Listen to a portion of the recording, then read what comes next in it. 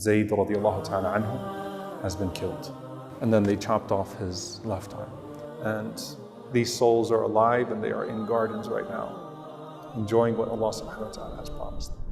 Welcome to Mu'tah. This is the site of one of the most significant battles in the history of Islam and in the lifetime of the Prophet sallallahu alaihi wasallam. First place we're going to begin is we're going to go to the grave of Zayd ibn al-Harithah radiallahu ta'ala anhu, Hibbu Rasulillahi sallallahu alaihi wasallam. And he's in gardens far more beautiful than these gardens that we have here now. Bismillah.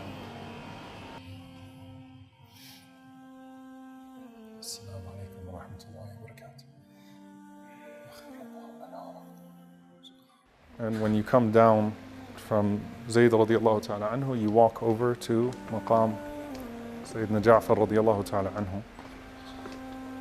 Ja'far radiallahu ta'ala anhu took the banner, and as the Prophet ﷺ ordered, was the next in line for this command.